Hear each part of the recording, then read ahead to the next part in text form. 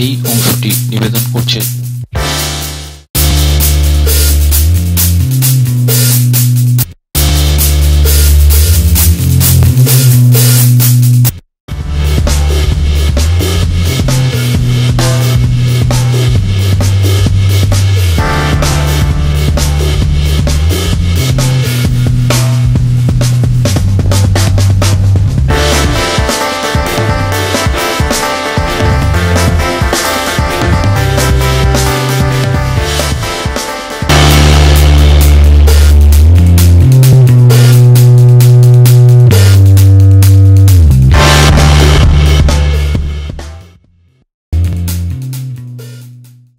গত 2021-22 সাল নাগাদ সুন্দরবনের 101টি বাঘের সংখ্যা বলে ঘোষণা করেছিল কেন্দ্র। বর্তমানে সংখ্যাটা কিছুটা বেড়েছে বলে মনে করছেন সুন্দরবনের ব্যাঘ্র প্রকল্পের কর্তারা। দেশের প্রতি 4 বছর অন্তর ব্যাঘ্র প্রকল্পগুলিতে স্বয়ংক্রিয় ক্যামেরার মাধ্যমে বাঘের গণনার কাজ হয়। ব্যাঘ্রশুমারিতে গণনা শেষে কেন্দ্রীয় সরকারের তরফে তথ্য প্রকাশ করা হয়। বিগত কয়েকটি ব্যাঘ্রশুমারিতে সুন্দরবনে বাঘের সংখ্যা বৃদ্ধি দেখা গেছে, যেমন 2018 সালে 88টি, 2022 সালে তা বেড়ে দাঁড়ায় প্রায় 100টির বেশি। কেন্দ্রীয় গণনার পাশাপাশি সুন্দরবন ব্যাঘ্র প্রকল্পের উদ্যোগে আলাদা করে একইভাবে স্বয়ংক্রিয় ক্যামেরা বসিয়ে বাঘ গণনার কাজ করা হয়। প্রকল্প সূত্রে জানা গেছে, গত বছর নভেম্বর-ডিসেম্বর নাগাদ সুন্দরবনের বাঘ গণনার জন্য 732টি জায়গা চিহ্নিত করে 2টি করে প্রায় 1464টি ক্যামেরা বসানো হয়েছিল।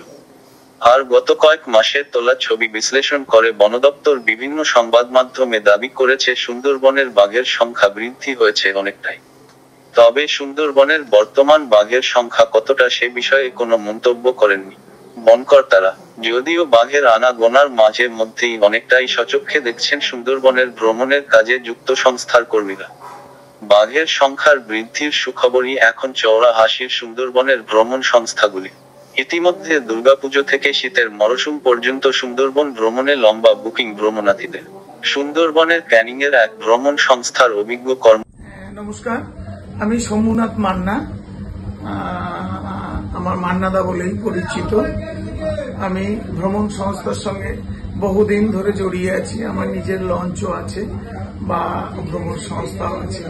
সেই সুবাদেই বলছি, বাঘের যে আনাগোনা বেড়েছে এটা কম বেশি আমরা টাইগার রিজার্ভ থেকেও শুনছি, প্লাস বিভিন্ন মিডিয়াতেও শুনছি। তাছাড়া আমাদের লঞ্চ সবসময় তো জঙ্গলে যাচ্ছে, গিয়ে যথেষ্ট পরিমাণে ভ্রমণার্থীরা বাঘ দেখতে পাচ্ছে এবং 10টা ট্রিপ গেলে অন্তত 2টো ট্রিপ বাঘ দেখতে পায়। এটা আমাদের কাছে একটা বিরাট বড় পাওনা। কারণ এখন চলছে ইলিশ উৎসব।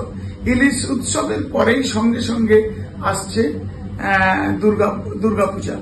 দুর্গাপূজার যে সময় যে ভ্রমণার্থীরা সুন্দরবনে আসেন, যখন তারা খবরে দেখছে বা বিভিন্ন ভ্রমণার্থীদের মুখে শুনছে যে বাঘের সংখ্যা বেড়েছে বা সুন্দরবনে যথেষ্ট পরিমাণে টাইগার রিজার্ভের যে সাহায্যে ভ্রমণার্থীরা সুন্দরভাবে সুন্দরবন দর্শন করছে, এটা আমাদের কাছে বিরাট বড় পাওনা।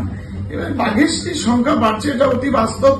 আমার যে স্টাফেরাও যাচ্ছে তারাও বলছে, এই যেমন 26 তারিখ দেখতে পেয়েছে টাইগার রিজার্ভের কোন এক অফিসার, আবার 22 তারিখও দেখতে পেয়েছে। আমার স্টাফেরা শুনে এসে বলছে যে হ্যাঁ কাকু, এরকম সজনেখালি বা সুদর্ণখালি এইতে যে অফিসাররা আছে আলোচনা করছিলেন, আমরা শুনলাম যে ওখানে বাঘ সাইডিং হয়েছে, বা আমাদের ভ্রমণার্থীরাও বলছে যে আমরা বাঘ দেখতে পাচ্ছি। সেই সুবাদে এই সমস্ত অ্যাঙ্গেল থেকে যখন সংবাদ পাচ্ছে, আমরা প্রচন্ড আশাবাদী যে দুর্গাপূজার মৌসুমে সুন্দরবনের ট্যুর অনেক বাড়বে বা ভ্রমণার্থীরা সুন্দরবন দর্শন করতে আসবে, এটা আমরা আশা রাখছি। আমার নাম দেবপ্রভু ভট্টাচার্য। আমি এসেছি দিল্লি থেকে, কিন্তু আমাদের এই গ্রুপটা এটা কলকাতা থেকে, কলকাতার পুরো বড় একটা গ্রুপ, 30 জনের গ্রুপ। আমার খুব ভালো লাগলো। আমি লোকেদের বলবো আসতে। সব থেকে ভালো যেটা আমার লেগেছে যে খুব যত্ন করে খাইয়ে দিয়েছে, হোটেলটাও ভালো ছিল। আর এছাড়া আমাদের যে এত যত্ন করে আমাদের যে ঘুরে বেরিয়েছে, অনেক অনেক জায়গা নিয়ে গেছে, সত্যি খুব ভালো। আর কিছু বলার নেই, খুবই ভালো ছিল। হ্যাঁ ডেফিনেটলি, ইনফ্যাক্ট আমি তাই বলছি যে শুধু আমি না, যদি আর কেউ জিজ্ঞেস করে আমি ডেফিনেটলি নামটা আর কন্ট্যাক্ট নাম্বারটা দিয়ে দেবো। খাবার কোয়ালিটি খাবার কোয়ালিটি খুব দুর্দান্ত ছিল, মাছটা ভালো ছিল।